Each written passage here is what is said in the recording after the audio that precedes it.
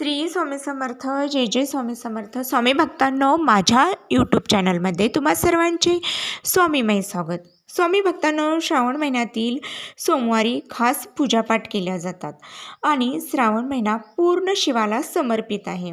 या श्रावण महिन्यात व्रतवैकल्य केले जातात. तसेच हा श्रावण महिना अतिशय पवित्र असा आहे. या श्रावण महिन्यातील प्रत्येक दिवसाला विशेष असं महत्त्व आहे. 13 ऑगस्टपासून पवित्र श्रावण महिन्याची सुरुवात होत आहे आणि झालेली आहे. 24 ऑगस्टला दुसरा श्रावणी सोमवार आलेला आहे. आता श्रावणी सोमवार हा म्हटलं की आपण महादेवाची, शिवाची पूजा करतो, जल अर्पण करतो, तसेच दूध अर्पण करतो.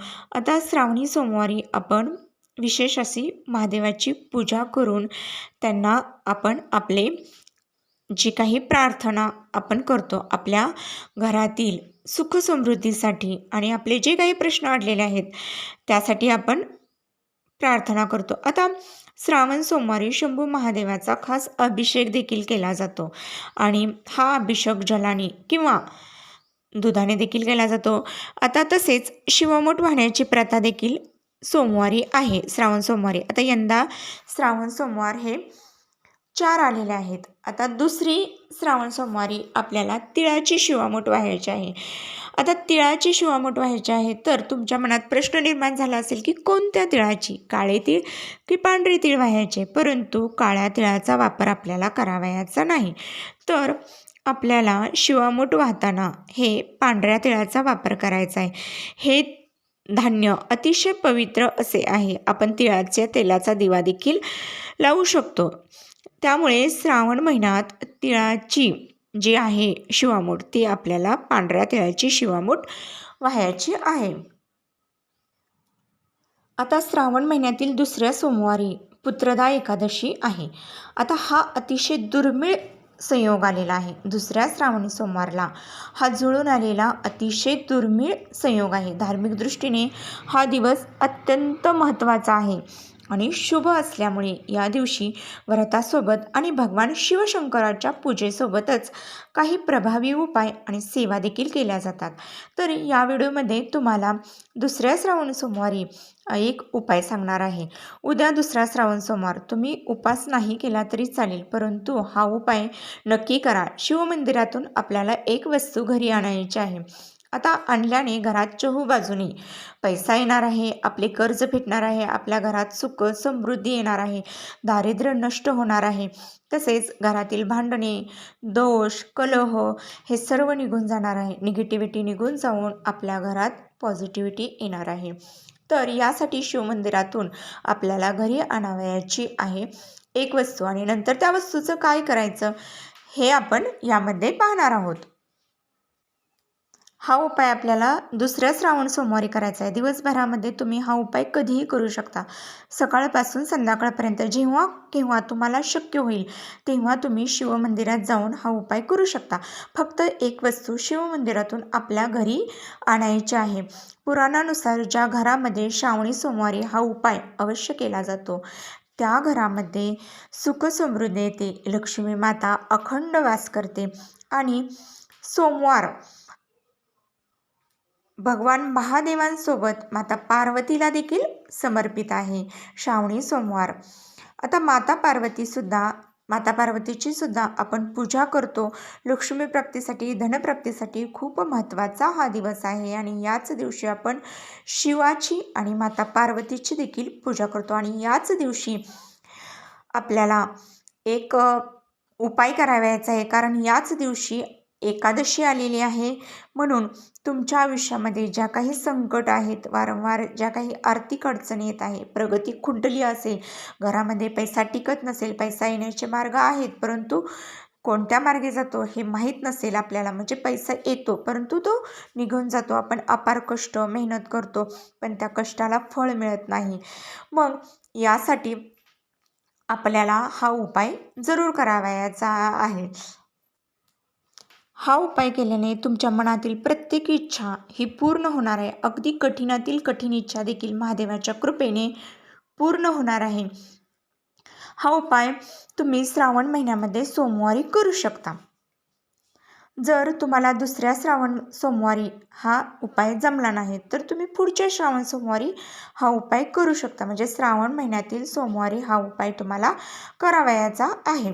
आता आपल्याला काय करायचं आहे तर सकाळी म्हणजेच सोमवारी आपल्याला सकाळी लवकर उठायचं आहे, स्नान करायचे आहे आणि अंघोळीच्या पाण्यामध्ये आपल्याला थोडंसं गंगाजल तसेच कच्चे दूध टाकून आपल्याला स्नान करायचं आहे.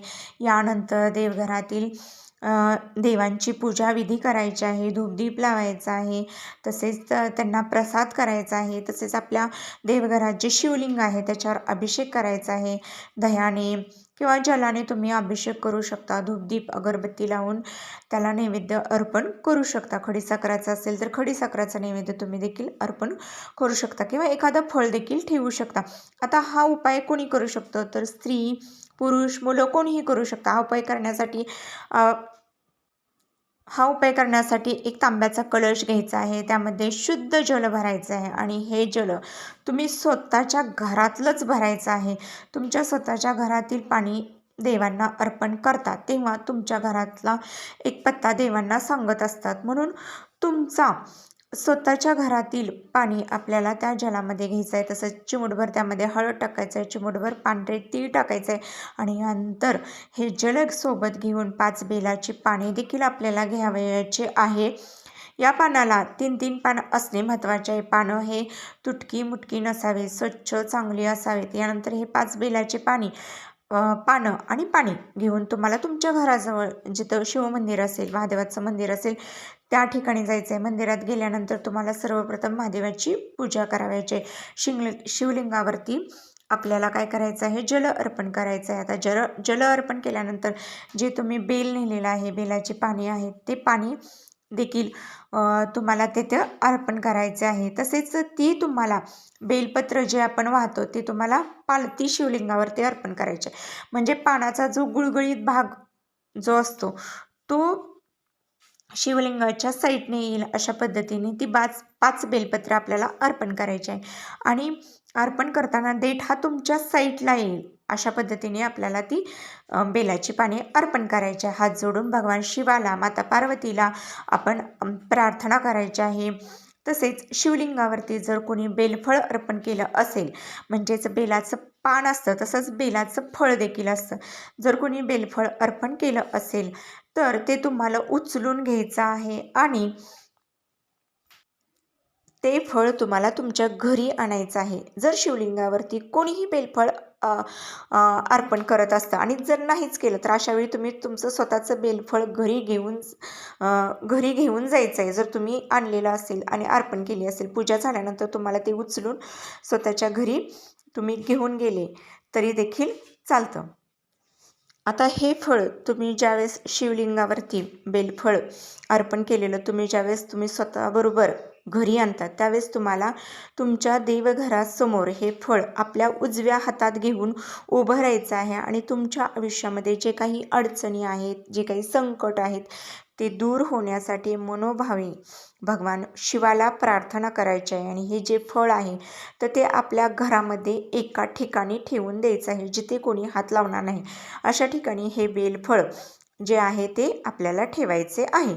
आता तुम्ही देवघरामध्ये देखील ठेवू शकता. आता हे किती दिवस हे फळ ठेवायचं आहे तर संपूर्ण श्रावण महिना संपेपर्यंत हे बेलफळ तुम्हाला तुमच्या घरात किंवा तुमच्या देवाऱ्यावर ठेवायचं आहे. श्रावण महिना संपल्यानंतर ते तुम्ही वाहत्या पाण्यात विसर्जन करू शकता. अशा पद्धतीने आपल्याला शिवलिंगावरून एक बेलफळ जे आहे ते उचलून आपल्या घरामध्ये आणून त्याची पूजा करून ते बेलफळ हे भगवान शिवाला अतिशय प्रिय असतं आणि आपण शिवपिंडीवरून उचलून आणल्यामुळे आणि आपल्या घरात ठेवल्यामुळे आपल्या सर्व मनोकामना पूर्ण करतात. यात साक्षात माता लक्ष्मीचा वास असतो. जर हे फळ महादेवाच्या मंदिरातून आपल्या स्वतःच्या वास्तूमध्ये आपण ज्यावेळेस आणतो त्यावेळेस आपल्या घरामध्ये सुख, समृद्धी आणि शांती येते. या श्रावण महिन्यामध्ये भगवान शिवाला बेलफळ वाहणे अत्यंत शुभ मानले जाते. त्यामुळे बेलाच्या झाडात विविध देवदेवतांचा वास असतो आणि म्हणून हा छोटासा उपाय तुम्ही जरूर करा. हे फळ आपल्या घरात आणल्याने आपल्या घरात आपल्या वास्तूत एक सकारात्मकता निर्माण होते. भगवान शिवशंकराचा आशीर्वाद आपल्या कुटुंबावर राहतो. त्यामुळे हा उपाय तुम्ही जरूर करा. घरातील वास्तुदोष, ग्रहदोष, पितृदोष, दारिद्र्यता नष्ट होण्यासाठी खूप महत्त्वाचा उपाय आहे. ऋग्वेदात बेलाच्या झाडाला लक्ष्मी म्हणजेच संपत्तीची देवी आणि समृद्धीचे निवासस्थान मानले आहे. जेव्हा आपण हा उपाय करतो तेव्हा तिच्या कृपेने घरातील दरिद्रता नष्ट होऊन आपल्या घरात ज्या काही समस्या आहेत त्या दूर निघून जातात. म्हणून हा उपाय श्रद्धेने अवश्य करा. हा उपाय तुम्ही जरूर उद्या सोमवार असल्यामुळे करा. उद्या नाही शक्य झाला तर तुम्ही महिनाभरात कधीही सोमवारी हा उपाय करू शकता. श्री स्वामी समर्थ. जय जय स्वामी समर्थ. स्वामी भक्तांनो, व्हिडिओ आवडल्यास नक्की लाईक करा, शेअर करा आणि हो सबस्क्राईब देखील करा. श्री स्वामी समर्थ.